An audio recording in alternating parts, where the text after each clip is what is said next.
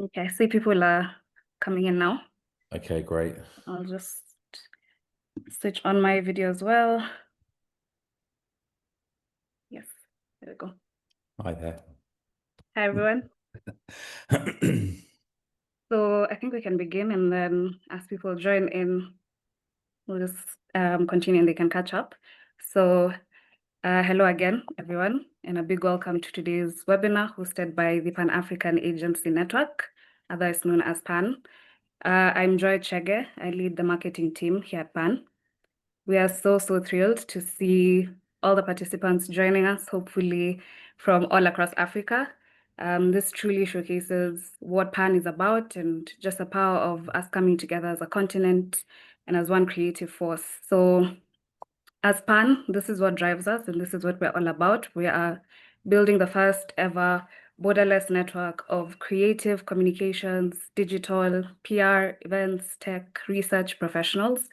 And we exist to not just provide opportunities, but to help agencies collaborate and to showcase African talent across the world.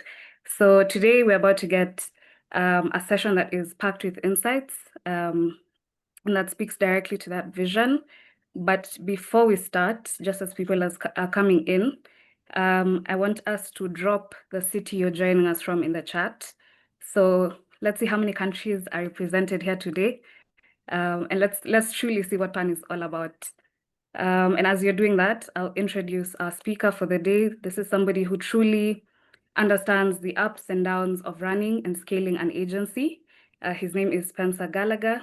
He is the co-author of a best-selling book, Agencynomics, and he's also the founder of one of the UK's top agency growth consultancies.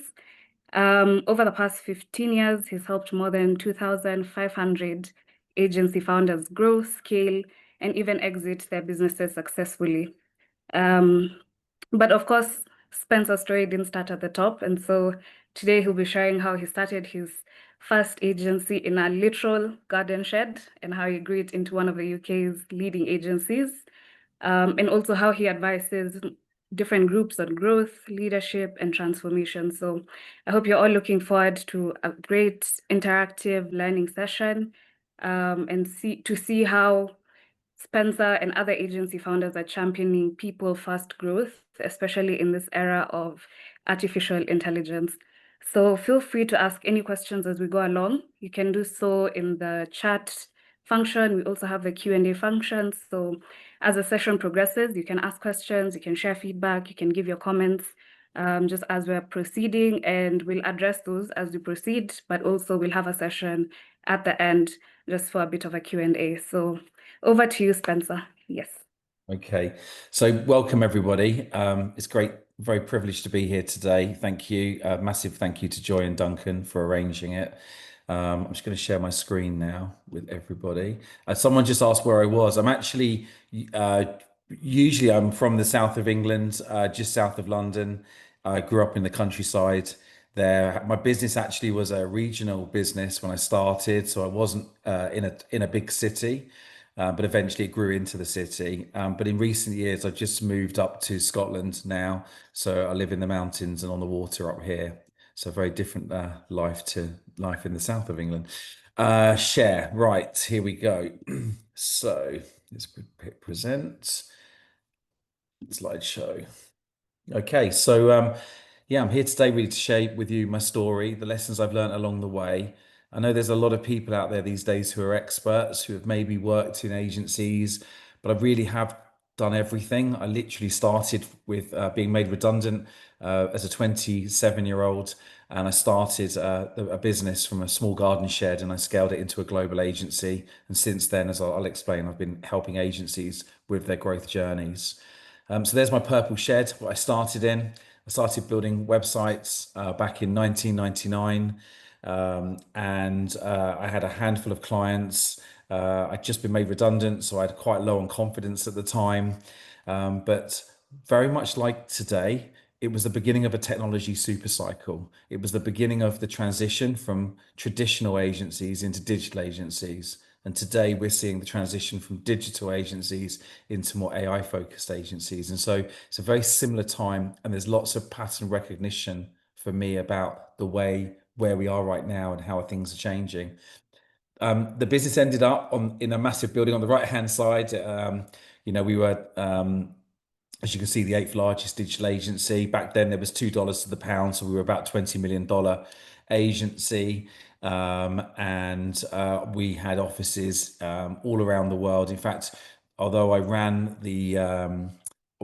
once I got the business that side, I sold it to a company called Gyro, who's now Dentsu, and I ended up running the global business for digital for Gyro, which was about it was 24 offices in 16 countries. And I used to run a lot of things across EMEA as well, especially. So back in the day, I was responsible for, those of you who remember Blackberries before iPhones, I did all of the marketing for them across Middle East and Africa as well. So today I'm going to talk about mainly about the book because and how that came about. The book has got some pillars that kind of go into sort of several areas. So vision, organizational transformation, client growth, sales and marketing, service delivery, finance. I kind of feel like they're the main pillars, and I think if I can share the most with you today, I'll share with you information from each of those areas as I see it fit. But the book is still available on Audible to download. You still can get it. We've just removed the paperback copy of it, so and I'll explain more about that later on, why we've done that. This because there's a new book coming out, and also mainly just because of AI, just trying to protect the content from it.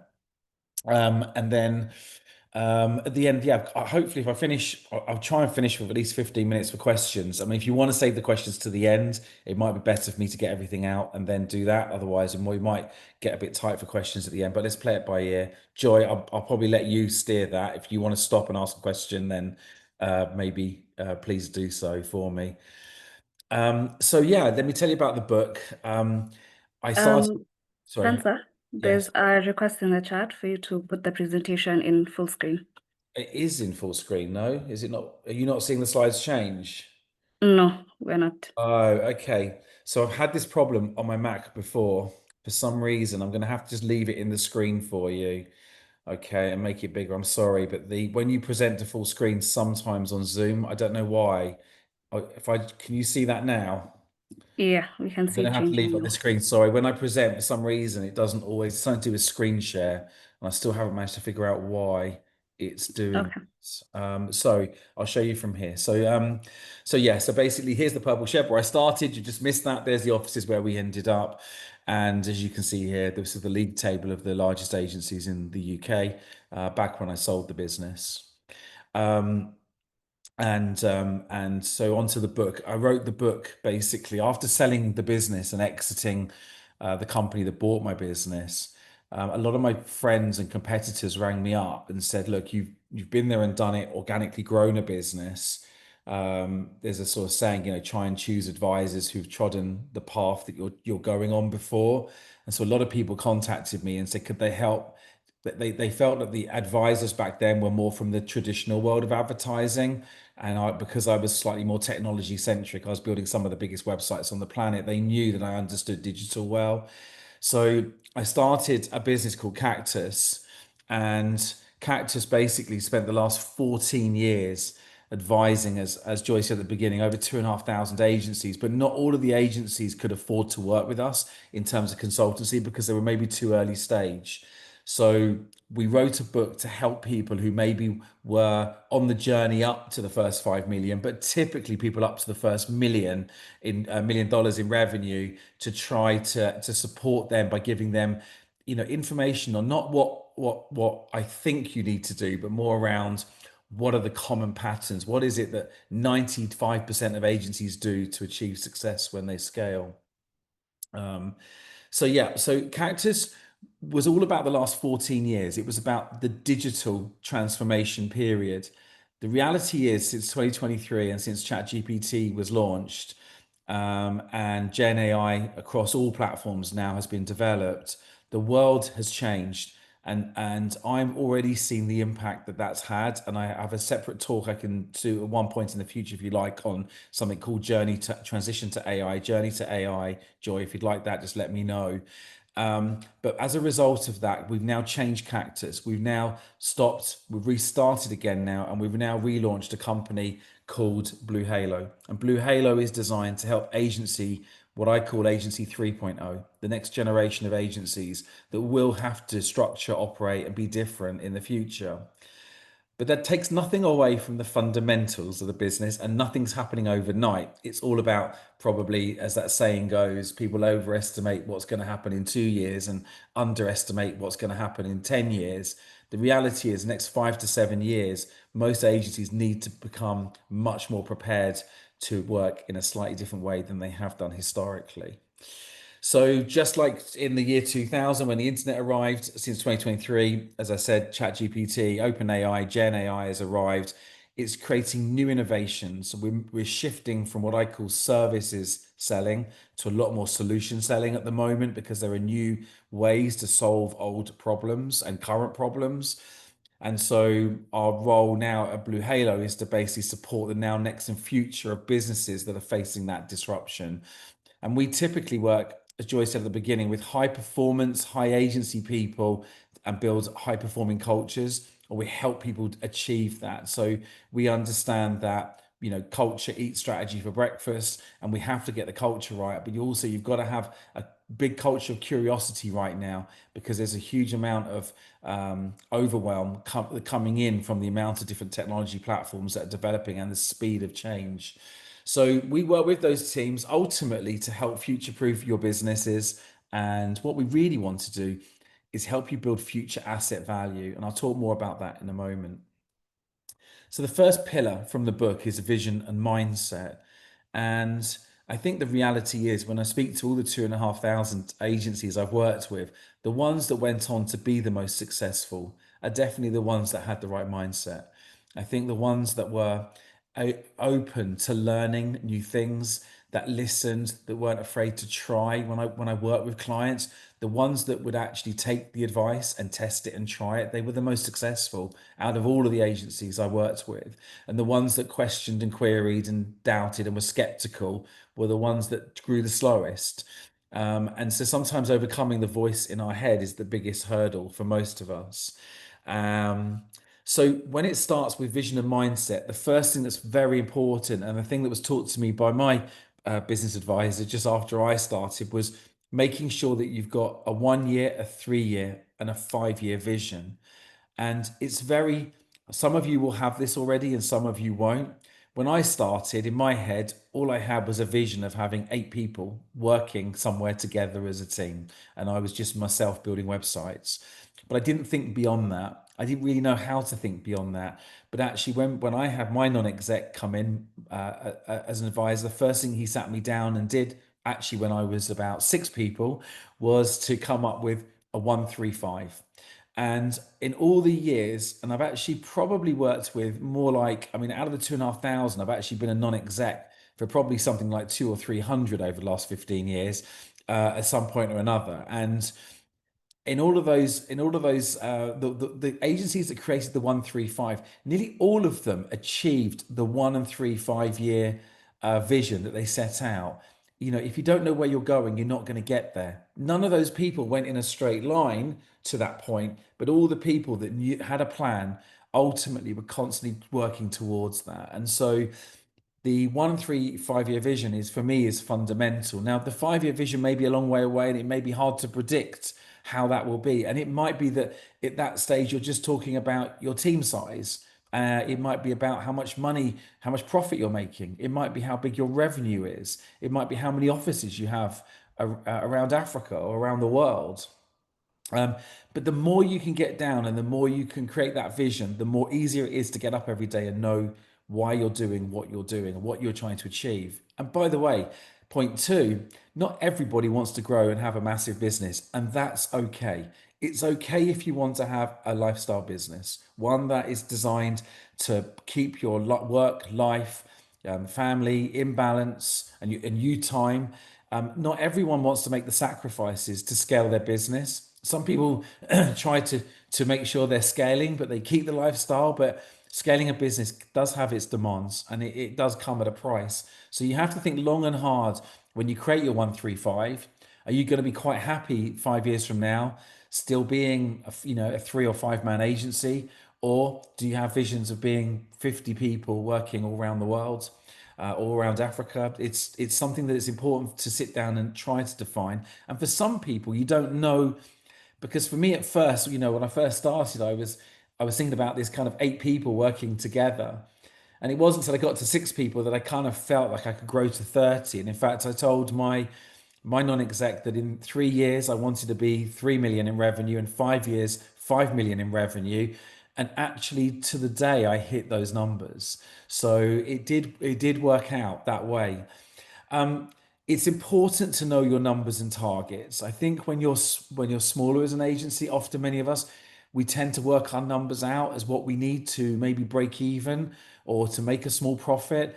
But I think it's really important that you do set targets. Don't be afraid on the 1, 3, 5 year to understand if you have a vision to grow to $1 million in revenue, it's $84,000 a month. How would you achieve that? What would you need to sell? Would it be projects? Would it be retainers? Would it need to be some kind of products and some IP where people are paying for the SaaS recurring revenue model of it? How are you going to achieve those numbers? Um, some people, when you start small, you think that you're going to grow by having a volume of clients. Actually, the bigger the agency gets, typically, the less clients you have, not the more clients. You have less clients paying more money, and hopefully for less over servicing as you get more organized and you're better with your processes. So once you've come up with a 1, 3, 5 year vision, you need to reverse engineer the plan so you can work backwards from there and say, well, we are here. I'm 1, 3, 5, 10, 20 people.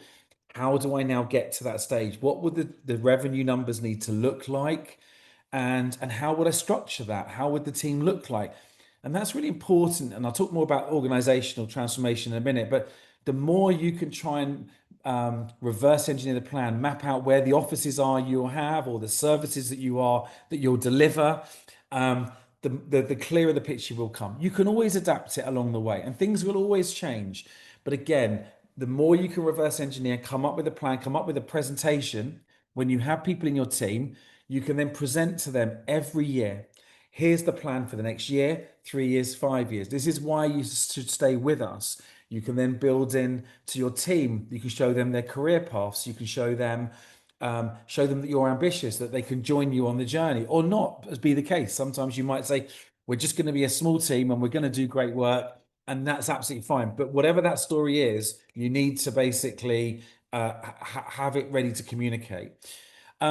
There are no straight lines. In all the years I've done this, I would describe best agency growth as a game of, I don't know if you have it in Africa, it's a game of snakes and ladders. It's basically a game where it's like a roller coaster ride. You're effectively, you're going up. Many of you will experience this now. You have one great quarter, or one good month, one average month, one difficult month. It's a constant roller coaster. Growth doesn't just go like that.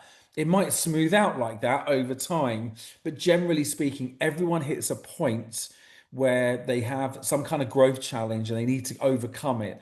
And because we're in the services business, it's very easy for us, especially if we have large clients, that they can become too dominant and they can leave in the end. And when they do, they can leave gaps. So it just a reminder that, don't beat yourself up if the journey isn't going straight. I would say at best you'll constantly see this hopefully underlying rolling flow of your revenue lines. What should your growth levels be? Well, we all know at the moment Africa is experiencing globally higher growth rates than the rest of the world. Most agencies can grow sustainably at around 10 to 30% a year. I was a Deloitte Tech Fast 50 and European Fast 500 agency. I grew 1100% in a 5 year period. It nearly broke me, but it is achievable. So I'm not surprised in the early days if you have growth that is double digit growth or treble digit growth, it can happen. But generally speaking, you should try to grow between 10 and 30% a year. And in fact, point seven is for those of you who do one day want to build an asset of value, so a business that one day you might be able to sell. You're probably looking for about 20% growth a year. That's what the buyers want. They want to see 20% growth 20% net profit, and no one client larger than 20%. So they're the three pillars that maybe you should think about. If you have got a client over 20% of your billings, work hard to dilute them. It's not always easy, but it will give your business much more stability as you scale, for sure. Because if you lose your biggest client and it's 50%, you may have to lose half of your team.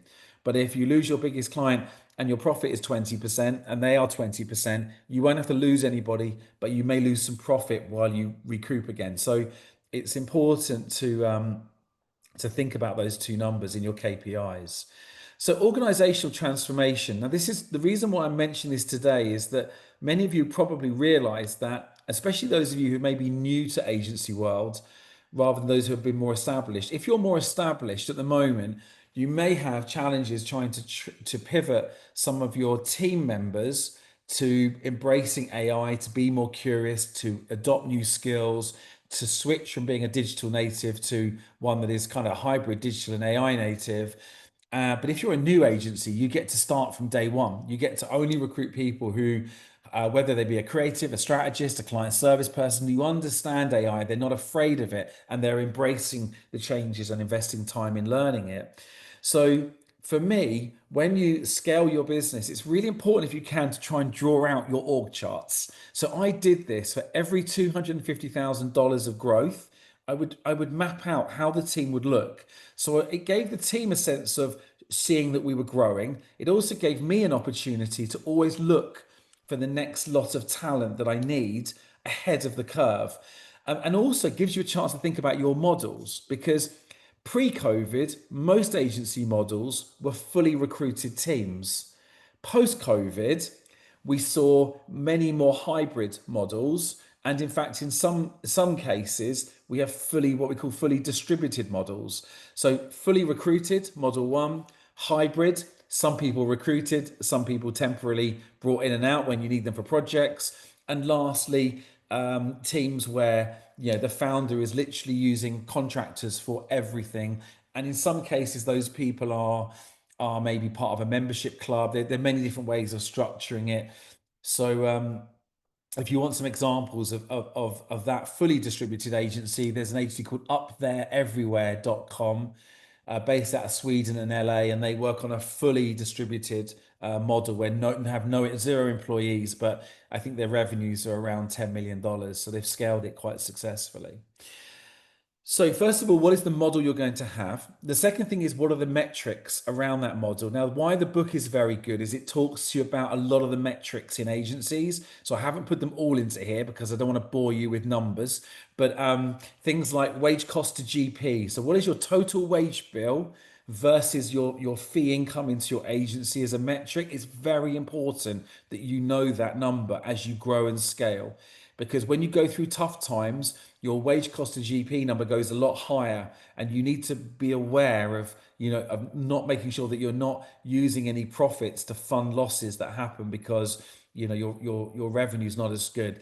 The billings per head, typically, you'll see different numbers in different countries, but ultimately you need to work out and benchmark really what are the billings per head. For me, for us in Europe, typically it's about 100,000 euros, 100,000 pounds per person on average across billable and non-billable people in the team. And the next metric to know is what is in the US, for example, it'll be probably more like about $150,000 to $200,000 per employee at the moment. And then lastly, the billable versus non-billable rates. So typically about 15 to 20% of your team is non-billable. So as you scale yourself at the moment, for many founders, you're probably wearing lots of hats and doing lots of jobs, but as you scale, you're starting to replace yourself. You might replace the sales and marketing part of your role with a role that's probably non-billable, but nevertheless important. So it's important that you keep a track of that metric. You don't want to have, really don't want to have more than 20% non-billable people in your business.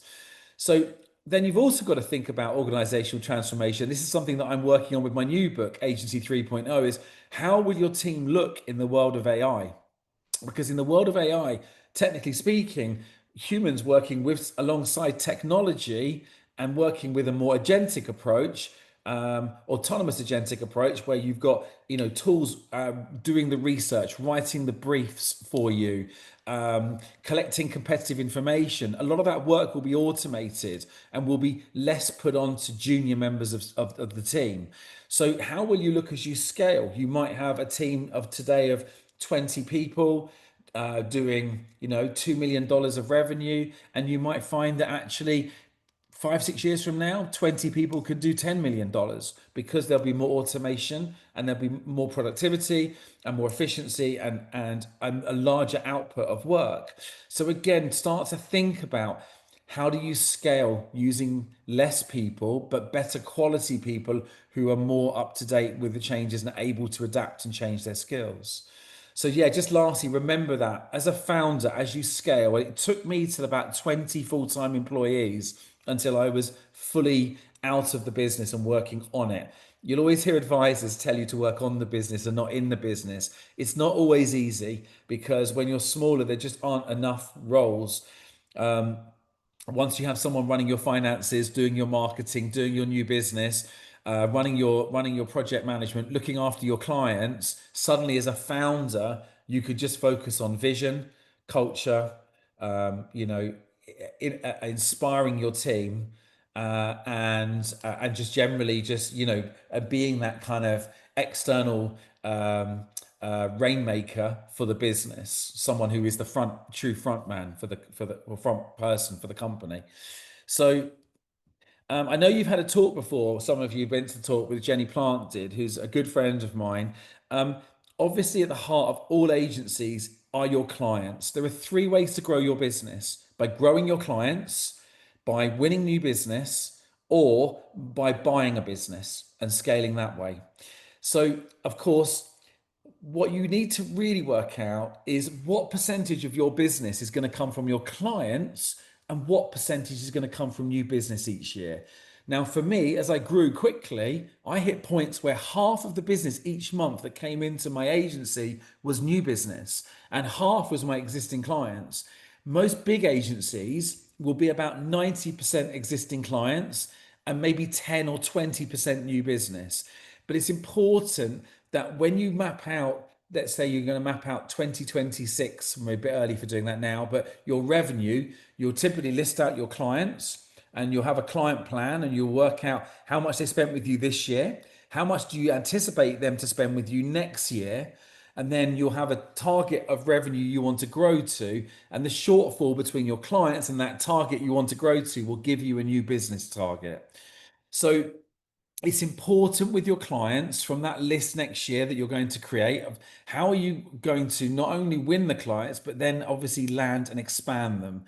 And one of the problems I think as agencies are smaller and they grow is they become very good at order taking and responding to clients, but not so good at taking in proactive ideas. Taking proactive ideas into prospects is risky. Yeah, that's why we have to qualify. Sometimes you have to pitch, or you have a win without pitching approach. But it's very important that with your existing clients, you do try and keep taking ideas in for them. It took me many years to understand that. I kept waiting for my customers to spend more money with me. But the better we got at taking new ideas in, even though there's a lot of rejection, a lot of the time they didn't have the money, eventually when they did get the money, they came back. And I famously tell a story about one client who grew from $20,000 of work, where I did some social media work for them, which I turned into £1 million a year account, just by taking 20 ideas in each month to them. I knew they were a big client. I knew they had the budgets, but the more ideas I took in, eventually they took a few more, and then from there it grew. So client growth plans are the one thing that is missing today. You can get these easily off things like OpenAI, ChatGPT, or Gemini. Ask them for an account management growth plan, and make sure for all of your clients, you create a growth plan for them. I think it's one of the things that I've noticed of late, that's almost like a lost art or lost skill that happens. And always be proactive with clients. Like, don't order take. I think Jenny might, when she presented, she might have talked to you for just to recap for those who didn't see it. She probably spoke about level one account management, where people typically order take. You want to go to level three, where you're being a trusted advisor. And for many founders, you need to find someone to come in and look after the clients for you if you're doing it yourself still, and remove yourself so you focus on the new business, yeah, and they focus, and the client service person, and then that way you've got a double effort in terms of growing your business. The other thing to watch out for is in the early days, and we talk about this in the book, which is the challenge around what we call an AM PM role. So when agencies are small, often you'll have an account manager who also project manages work. That is something that you won't find in a much larger agency, because they've understood what happens. At some point, you need to separate the roles. One person is good at delivery and is more internal and is maybe more introverted and is more detailed. And an account manager is much more expressive, more ambiverted or extroverted, and they're more revenue driven and sales driven, and maybe growth driven. And those two roles often done by one person in the early years. When you separate those out, you should be able to find that you start to sell better value and deliver things more efficiently. And I think Jenny and I, there's probably an old Agencynomics phonics podcast on YouTube where we talk about that if you're interested in learning more. And then lastly, make sure with your clients that you net promoter score them, or you do some kind of annual client survey, even if it's independent. Because I've had many situations where I've had independent people ring up clients just to ask them for an independent review on the agency they're working with, and they found hundreds of thousands of dollars of lost revenue, where the client will tell someone independently what it is they'd like to spend money with, on what they'd like, what are the areas they're missing out on, and they won't tell the agency it, but they'll tell an independent third person it. So, sometimes you have to do those independent surveys yourselves to start with. But if you can get them done, they can be very valuable, and you can uncover lots of very useful information. So, new business and marketing, which is probably one of the hottest topics that I get approached for. I've literally been doing 26 years of agency new business, like helping my clients become better at agency new business. And the first thing that I teach everyone is to separate new business and marketing out, and the client services. So separating the three out is a very important step. Now, at some point, and normally around $750,000 of revenue, we typically see people bringing in a part-time or full-time marketing person. You might have someone small at a smaller stage. You may probably do it yourself at an earlier stage, but it's important for me to share with you there. And the book's got this in more detail. Again, if you get the book, you'll get to understand a lot more of this. But there are 4 ways that agencies all around the world, I ran the world's largest new business survey about 3 years ago. And basically, the data hadn't changed at all. It was fascinating. That business comes from 4 areas, and you'll all recognize these 4 areas. Normally, about 20-25% of your business comes from networking, from events, from speaking, and from some kind of thought leadership. So it could be that you've written a book, or you've got a podcast, or you're basically quite big on LinkedIn or social media on TikTok or Instagram. You've seen quite famous people around the world like Gary Vaynerchuk and Stephen Bartlett. Both of those built their business using Nest. They built it around their personal brand and the content they created. And they spoke at a lot of events, and you'll see them everywhere doing that. And that's a very effective way to win much larger clients as well. The second way to win new business, and where to focus your marketing is your existing clients referring another client. I'm sure all of you have had a client that's introduced you to another client, or a client that's left you, gone to a new company, and then taken you with them. Right? Either of those two things are typically bringing about 25% of basically your revenue. So 25% from Nest, 25% from clients or ex-clients. And if you're getting more from any of these areas and less from some, that's great news, because it means you've got lots of opportunities to go out and do more marketing and increase your leads. The third area is ultimately your outbound marketing. So it's everything from your SEO, Maybe today more around your LLMO, how you appearing in searches on LLMs and AI searches, but also it's PR, your press, your marketing activity. So typically B2B marketing activity, your content. That area is actually probably one of the hardest areas to convert from. You tend to have maybe you're driving more inbound leads. You convert a lot less of them because they're not referred or they're not from network or people hearing you as an authoritative, trusting thought leader. But nevertheless, it's a very important one to keep remarketing to everyone you know that you've met and spoken to. And then the last area, which is 25%, is strategic alliances and partnerships. And it's worth you remembering that there's an ecosystem.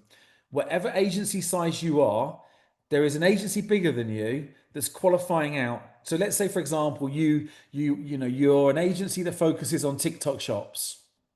You're a TikTok shop agency, and let's say your average project is $5,000 a month, $5,000 a month. Yeah, there'll be someone out there who's got a TikTok shop agency that doesn't work with clients for less than $20,000 a month. And if you can find those agencies that are bigger than you, that are qualifying out the leads that you would take in, there's some good partnerships to be had there. But other partnerships might come from your suppliers, people you partner with, technology partners. You might be a Shopify partner. You might be a Google partner, and you may be a partner you may be in a community network like this, and you might find other agencies who are complementary to you. They may be working in the same sector but not the same service, or they work in the same service but at a different size of you or a different geography of you. So those are the four main areas that you should build your marketing across. And then when it comes to sales, I separate the two out. One person to market, really, although the founders are very good typically at being able to create leads. There's two types of salesperson. There's practitioners and there's enablers. Okay. And a practitioner is typically a founder or a strategist. It's someone who is an expert in the field that you sell, in the services that you sell. And they will create leads and they'll also convert leads into sales. Then you get salespeople who are what we call enablers. And enablers, they understand what you sell, but they're much better when a lead comes in at qualifying the lead. They're much better at almost helping bring in the right people to win the opportunity. And ultimately, what you're trying to do is, as you grow, and they'll become a side typically where the founders are normally the people driving new business, but at some point the client services take over, and at some point you will recruit someone to come in, and if you haven't already, to take over sales. But you need to help those people move from being enablers to practitioners, because when you're buying services, you need to know that the person selling to you truly understands your problem and can solve it. So, sales and marketing, try and make we're always the worst at this. Agencies, especially the marketing ones, or the web, it's like we're always worse at doing the thing that we service clients at. So if we do marketing for clients, we'll be the worst at doing marketing for our own business. If we're building websites for clients, then we're probably the worst people at doing our own website. It's always needing updating. So, but the reality is, create a marketing plan. Agencies often too busy focusing on their clients and not enough their own business. It doesn't take long, to sit down and create a plan, to create some events around the subjects that you're an expert in, to invite customers and prospects to come along, for example, or to find events you want to go to and speak at, or to a content calendar. Try and map out a plan. And it's not always about money. Sometimes with marketing, if you're really smart, you should be able to make it self-funding to a certain degree as well. Over the years, I've learned that if you do sell tickets for events, they can often pay for themselves. So yeah, just keep, and you have to be careful. I mean, at point 4 here, I've said probably you do need to, in your budgets, to try and allocate at least 5 to 10% if you can for marketing. And that's not always easy. But over time, as you grow, it should get easier to do so, and you'll need the marketing activity to break. If any of you are stuck at a certain size, it's normally marketing momentum that pushes you through the other side. The second thing on sales is create an activity scorecard. So I mentioned earlier on about the roller coaster. Often we're selling and then we're delivering, and then we're selling and then we're delivering, and the sales line reflects that kind of flow. Do your best to try and keep a scorecard. In the book, I famously talk about something I've done for the past 26 years, and I still do it today. I set myself a target to talk to 50 new people each and every month. Now, that might seem like quite a big number of people to speak to, and it doesn't start that way. You start with about 10 people and you build it up. As you build the network up, you build the connections up. And obviously, as you get to do more and more talks, like today, I get to meet more people quicker because you guys, some of you will message and say hello, and then I'll check in with you, and then my network will grow. And so ultimately, if you can get to a position where you're meeting and speaking to, and even more so in today's world where everyone is hiding behind LinkedIn DMs or demand gen emails or social media adverts, if you're able to check in, do Zoom, Teams, or Google Meet calls with people, or even better, in real life, then you're going to find that your new business opportunities are going to grow much quicker, especially I think moving forwards in the next few years. So yeah, just to reiterate, try and separate client growth from new business. And whilst marketing does work with your existing clients to get case studies out of them, to make sure they're coming to events, to make sure that you have regular social catch-up calls with your clients. I think I just add something in here that probably I didn't put in. When we sell service, we sell on two things. We sell on chemistry and capability. And in the old days of advertising, they used to have a chemistry meeting and then a credentials meeting. And some of you may have experienced this, some of you may not have done. The reality is that if I like you and I trust you and I know that you can deliver the work, I'm going to buy from you. But if I like you and you're a really nice person, you seem really trustworthy, but you can't prove to me in a case study, or you can't, there's no, you can't demonstrate to me that you've got the capability to solve my problem, I'm not going to buy from you. Equally, if you've got the capability to solve my problem, but I don't like you, I don't really trust you, I'm not going to buy from you. So chemistry and capability are really important when you think about the fundamentals of selling service rather than selling a product.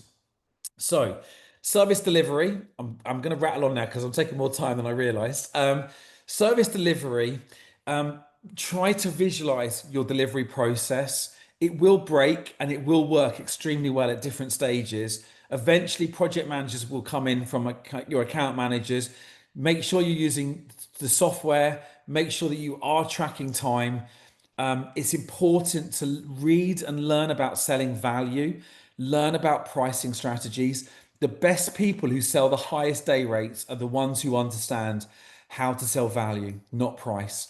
And I think it's really important that you invest time learning on that. If something goes wrong on a project, black box it. You know, when an airplane crashes, they get the black box out and they basically analyze. If every time a project crashes on delivery, analyze it, learn one lesson every month from your delivery. And over the year, those 12 things that you learn will fix 90% of your delivery problems.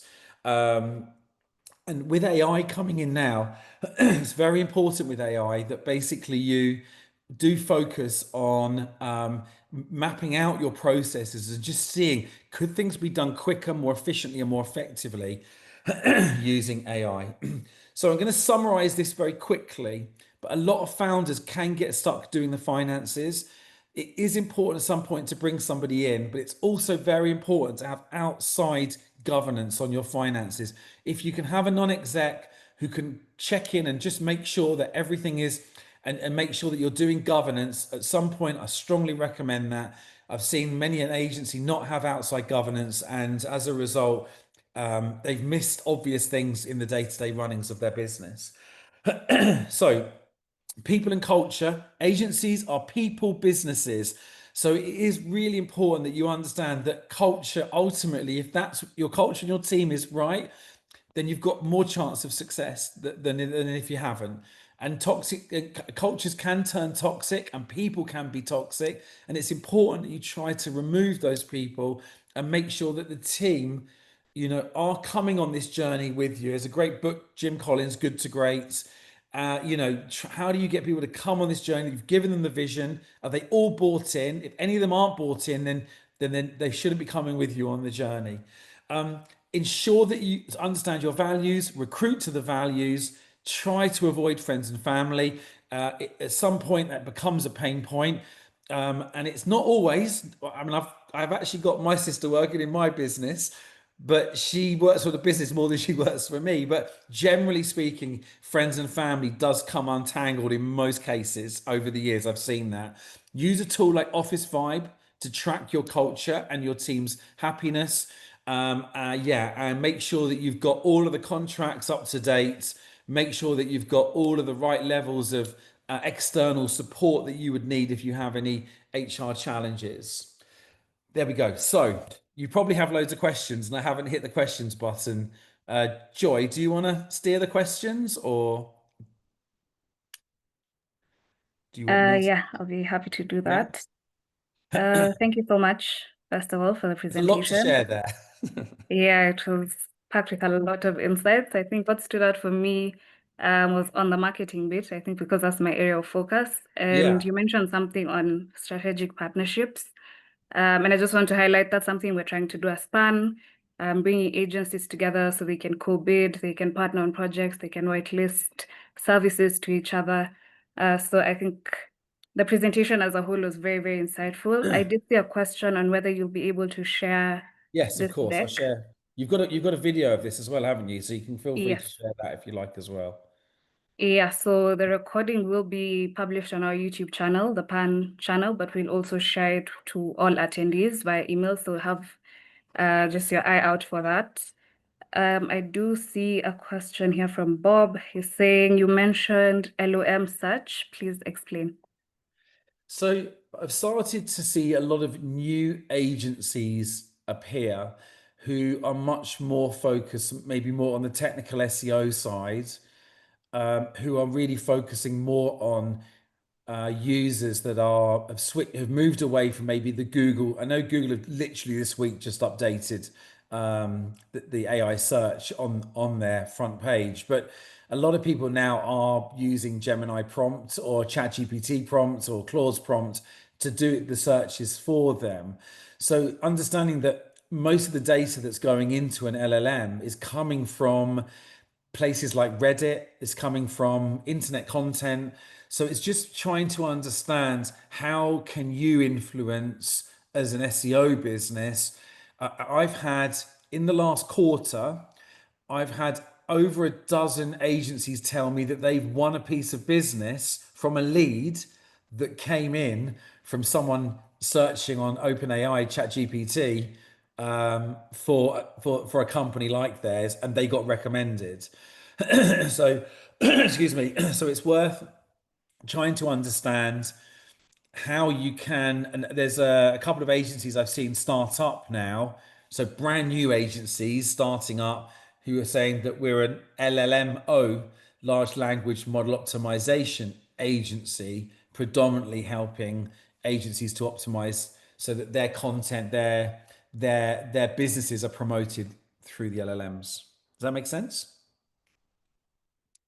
I hope so. Yeah. There's another question here from George. He's asking, what is the correct staffing for a small agency? Good question. So it's very difficult in the first, sort of starting period because it depends really on what you do. So let me give you some examples. If so I did a course called Freelance to Founder where I help people scale up the early stages of agencies. And so again, it depends whether the founder, you like for me, I was a web developer. So I was building websites. So when the business started in year one, I was doing £30,000. I was paying myself $30,000, let's call it. I was paying myself that money. My second employee, I recruited someone to build websites because I knew that then I could sell the websites and I could account manage. And then the next role was I didn't want to manage the clients because I wanted to sell and somebody else would manage the clients. So I recruited an account manager, project manager who could manage the clients and then give the work to the developer to do. And I could keep going out and selling. From thereafter, I then kept bolting on. Every time I sold more websites, I bolted on more developers. Now, the key thing around that is the metrics, and you just need to basically make sure that you've modeled it out so that if one person in your team is billing £120,000 a year, which is basically $120,000, sorry, dollars, then you should be enough money to pay their salary and your salary, and you just almost have to map it out. What I tend to do when I talked about the 1 3 5 year and organizational planning, I'll tell you what I'll do if it helps. I'll try and when I share this deck, I'll show you an example from one of my consulting tools around organizational planning and how I do the metrics. And if I share that with you, that should give you an insight on how to go away and map it out. But ultimately, you've got to map out what people can bill and then what roles around it do you need and plan it out quite meticulously, basically. So the non-billable roles as they come in, $750,000 marketing, $1 million normally a new business person.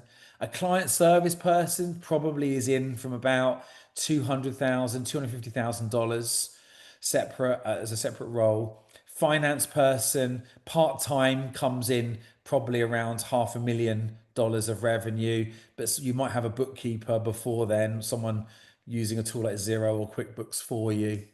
And then as you get bigger, there's more, more strategic roles that come in. It's quite a big question. That it also depends on the type of agency you are. So if you are someone who is just a marketing director or you're an entrepreneur and you don't actually build websites, then obviously the first people you need to bring in are going to be the people to deliver the work. And you could start by freelancing and contracting. And just as a golden rule, whatever service you sell, when you sell the first $6,500 of that service, up to $6,500, you probably could just freelance and contract it out. Once you're selling a service over $6,500 a month, and ideally around $8,000 to $10,000 a month, you should probably recruit someone because it'll probably be better for you to do so. But again, if you get the book, all those metrics are in there. Good plug from me. I make about $1 every book sale, so don't think I'm getting rich off it. Okay, thank you for that. Good. There's an interesting question here in the Q&A. Somebody asked what happens when you have to work with family members or close family friends, especially when the agency or project is initially built around a family kind of setup. Yeah, I mean, look, so first of all, if you are a family business, then I think it's okay, right? You sell yourself that you are a family business, everyone's there for that reason, then that's fine. I think if you're not a family business, but you have family in the business, it can get difficult because people will see or think there's favoritism. I would argue my sister, she has to work twice as hard as anyone in the business to prove that she's not there just because she's my sister. Yeah. And so Abby is like, and maybe that's why she's so brilliant in her job. But so you just have to be careful. In over the years, when I mentioned earlier on that the business can do this, I once hired my brother-in-law in my first agency, and I had to make him redundant a few years later because in the early days of the internet, I sold a lot of photography, but as we grew, I didn't sell as much. Making my brother-in-law redundant was not a good thing for my family or me.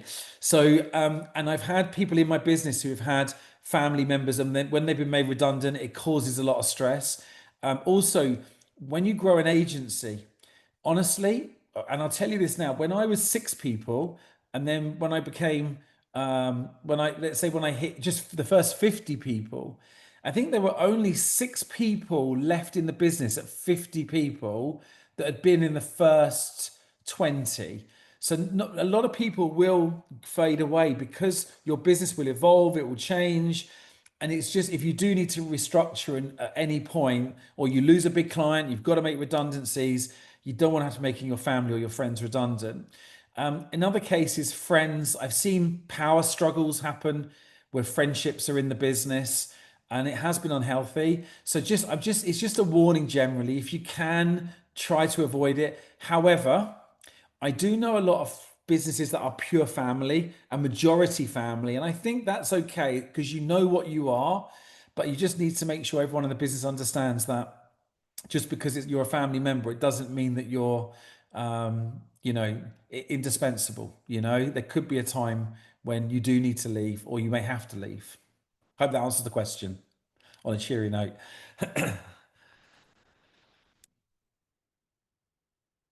Oh, Joy, you're on mute. So, yes, I was saying there's a question from Martha that ties into another question somebody had asked when they were registering. Okay, So I'll just ask both and you can no respond worries. to those. So she's asking, how do you go about securing funding for a small agency startup? And the other question was from Brian, who asked, how do you shift from a startup to sustainability? Yes, two good questions. And I think that there's correlation there. I'm going to be, it was Martha, I think, asked a question. I'm going to be honest, Martha. I don't think an agency should take on investment. I don't think you need to. I proved it with my own business with just, $5,000. In the UK to live off $1,500 a month was back then was very difficult. But I knew that I just had to find I had to find $1,500 a month worth of business to keep going. And it took me 4 months and I did it. And I did part-time work in between. I think that you should be able to freelance. You should be able to find a way to do it organically. If you have money invested in, if you want, obviously grants are the best way, or to maybe ask friends and family to create a very small, because investors don't tend to invest in startups. You're looking at angel investors, but be very careful if you're taking money off friends and family because you need to get the money back for them. And what you don't want to do is use all the money for salaries. What you really should be doing is finding the business first and then recruiting. And that's why I don't believe you need to raise money, because if you find that if you're always recruiting in the background but you're not offering anyone a job, you're just building up a network of people that one day could work with you, and then you go out and you win a piece of business. It's easy then for you to be able to win the business, recruit the person. I'll give you an example. The first big deal I ever won was a jewelry store in the UK called Goldsmiths. And I won the business. It was about $30,000. And I was only two of us in the company at the time. And I literally had to go and recruit four people to deliver that work. Yeah. And so I could have contracted them, but I recruited them because I also knew that if I won that business, I had another piece of business I could win on the back of it. So I think be careful, because if you do raise money, it will just pay the wages. What else is there that you can spend the money on? And actually you won't win. The only money you need is to win new business in an agency, is to bring in sales revenue. That's the only reason you need investment, because you should never recruit people before you grow. In agencies, we always recruit behind the sales curve. The biggest example of this is a friend of mine ran a big account in Germany. He won BMW. It was a £10 million a year account. £10 million is 100 full-time people. He didn't have 100 full-time people just waiting in his business to do the project. He won the business, then he had to go out and find 100 people in a quarter to do the work. That's how agencies operate. We find the business, we will use contractors or we'll recruit first. And as we get more and more regular business, more retainers, more repeatable business, we build the team sustainably behind it. And I think that hopefully that's answered both questions there in one go. How do you shift from being, the early stage, next stage? It is chipping up. It is almost like, if you do it organically, and I'm a big fan, and I would suggest that it's the best way to scale an agency. I would say, you win one big client, you use that client to win more big clients. Because you see, 50% of all business, all of your business that comes into your agency is, I promise you now, if you write a list of all your clients, And there's always going to be someone here who's going to not be this rule, because there's someone getting all your business in from Instagram or from just social media ads. But generally, if you write down how you got all your business in, you'll find that 50% of it is referred in some shape or form. And those referrals, when you have to just start off and you're a small business, your referrals tend to be more smaller businesses. But as you win a bigger client, those referrals from that client tend to be bigger, because their network is with other bigger marketing agencies. And so ultimately so it's called chipping up, really. You're constantly, as I said, less clients paying more money as you scale. So it's all about how do you transition from probably your client size and your client spend per annum. That's what you're trying to target. How do you get to that next level?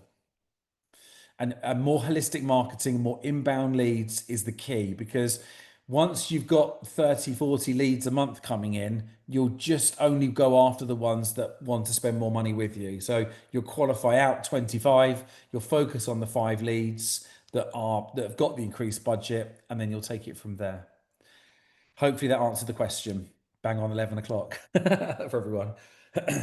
Yeah, I'm I was going around to for a say bit that. more if anyone else has got a question, Joy, but if I'm sure some people may want to go. Yeah, I think we can take the last two questions that we have Okay. here.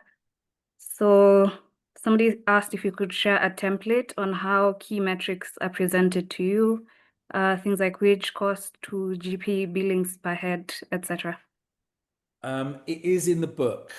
Have I got I'll see if I can find a PDF with it on, and I'll share it with Joy if I can. If I can't, it will be in the book. Okay. Then Brian here asked, at what revenue threshold do you effectively start focusing on sustainability? So what size revenues focus on sustainability? Yeah. Okay, so there's two areas to sustainability. There's sustainability for your business, which is the first sustainability. Have you got a fully sustainable business yourself in terms of the way you're operating and the way that you're scaling? Yeah. You have to look after yourself first. I work with a lot of sustainable agencies who actually work in sustainability, and sometimes their sustainable approaches have caused them to go out of business because they've over committed before they can. So sustainability for your own business first. That's my advice to you. And then as you can afford it, then start to look at the areas that you have the most you can have the most impact in. So obviously, you might be doing some carbon offsetting. You might well be just looking at internally, how do you build better efficiencies, the tools you're using, where are you hosting who your suppliers are. In the UK, we have, it's global now, isn't it? B Corp recognition, and B Corp recognition also can really help you be focused on being more sustainable for your business and your clients' businesses and your approaches. So I think, yeah, look, I mean, for example, we do a lot of carbon offset with our business. We're offsetting using Ecology as a product. So yeah, find the right tools, make sure that you've got the right budgets in place, and make sure you understand how you're having, biggest impact. Hopefully that answers the question, really. But look, as soon as it's possible, you should be doing it, in my opinion, but not at the cost of your own business. I give you one quick example on this. So one of my clients is very big, called Enviral, and they're based in Bristol in the UK. And he won't buy any brand new computers. He only buys secondhand computers because he doesn't want to. He wants to basically. He's upcycling effectively all of his equipment in the business, but he has to pay cash for all of the computers that he has for the team. Whereas actually, with new computers, you can finance them and spread the cost out more evenly. And so sometimes he was running out of cash because he was spending so much money on computer equipment. And then that was putting pressure on the cash flow in the business. So it's just remembering those things and just being very cautious and careful. Yeah. Right. Thank you so much, Spencer. No worries. We did have a few other questions around things like AI, internal culture. So I think we can organize to have another session, just a follow-up to this one. as you had mentioned. Yeah, I've Just got a really good to talk called preserve Journey the to conversation. AI. It's all about how agencies should transition and why they should transition to AI focused, AI first. So I've been doing that talk I'm doing it in Google as well in November. So if you want to book that in, I'm happy, Joy. All right. Thank you again for just sharing wisdom Pleasure. that I believe transcends borders as much as I saw you said you're in Scotland, I so the am, wisdom yes. still translates here. And to all of you for attending from every corner of Africa. I saw in the comments people from South Africa, Ghana, Uganda, the works. Thank you so much for Amazing. joining us today. This is what makes PAN special. It's not just a network, it is a movement. If you're new to PAN and you would want to learn more about what we're doing, you can check us out. Our website is pan.africa. That's PAAN. Have a look at the things that we're doing with trainings, with partnerships, matchmaking agencies to opportunities, which you could all, I believe, benefit from. We also have a summit coming up in 2026. That will be in February here in Nairobi. We hope to see you all there. If you are a member of PAN, we hope you've learned a lot, and we'll keep creating such spaces to accelerate your growth. So thank you once again from the PAN team. Thank you for being part of today's conversation. And let's keep building Africa's creative future together. Yes. Love that. Thank you, guys. Goodbye. Thank you.